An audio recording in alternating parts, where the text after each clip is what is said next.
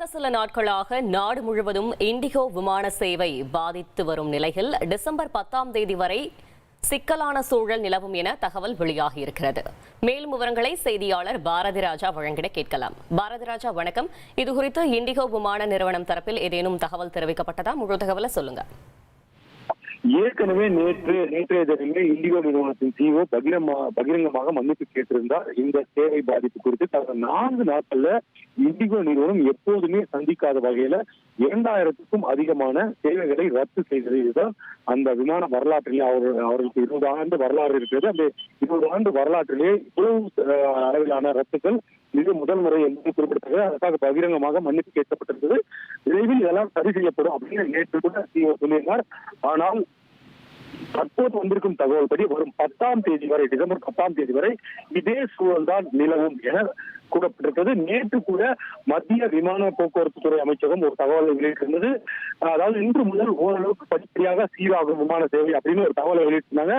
இந்த நிலையில தான் தற்போது இண்டிகோ நிறுவனத்தின் இந்த பாதிப்புகள் தொடரும் அப்படின்ற ஒரு தகவல் வெளியாகிறது. அதை உறுதிப்படுத்தும் விதமாக பெங்களூரு விமான நிலையத்தில் மட்டும் இன்னைக்கு காலையில மட்டும் 63 விமான சேவைகள், இண்டிகோ விமான சேவைகள் ரத்து செய்யப்பட்டிருக்கிறது. அதே போல ஹைதராபாத்தை எடுத்துக்கிட்டீங்கன்னா 69 விமான சேவைகள் ரத்து செய்யப்பட்டிருக்கிறது குறிப்பிடத்தக்கது. இது இங்க அப்படி இந்த 2 இடத்துல அந்த நிலைமை அப்படின்னா டெல்லியிலையும் பல விமானங்கள் ரத்து செய்யப்பட்டிருக்கிறது, மும்பையிலும் பல விமானங்கள் ரத்து செய்யப்பட்டிருக்கிறது அப்படின்ற தொடர் தகவல்கள் வந்து கொண்டே இருக்குது. இந்த எண்ணிக்கையை பார்த்தோம்னா நேற்று எப்படி இருந்தோ அதே நிலை தான் இப்பவும் தொடர்ந்து. நேற்று காலை கூட இதே நேரம் காலை 10 மணி நேரப்படி அப்படி பாத்தீங்கன்னா கிட்டத்தட்ட 200 சேவை பாதிப்பாக இருந்தது. இன்றும் அதே நிலை தான் தொடர்கிறது. இந்த பாதிப்பு அப்படின்றது வந்து அடுத்த 10ஆம் தேதி வரை நீடிக்கும். 10ஆம் தேதி மட்டுமல்ல, அதை தாண்டி கூட தொடரலாம். ஆனால் அந்த படிப்படியாக குறைய தொடங்குவது 10ஆம் தேதி முதல் தான் தொடங்கும். அதுவரை இதே சூழல் தான் இண்டிகோ சேவையில் இருக்கும் அப்படின்ற ஒரு சூழல் இருக்கிறது. ஏற்கனவே பயணிகளுக்கு முறையான எஸ்எம்எஸ் யாரெல்லாம் முன்பதிவு செஞ்சிருந்தாங்களோ அவங்களுக்கு முறையான எஸ்எம்எஸ் அனுப்பப்பட்டிருக்கு. ஆனா ரீஃபண்ட் குறித்த உறுதியான தகவல் எதையும் பெருசா அவங்க அதிகாரப்பூர்வமா அறிவிக்கல.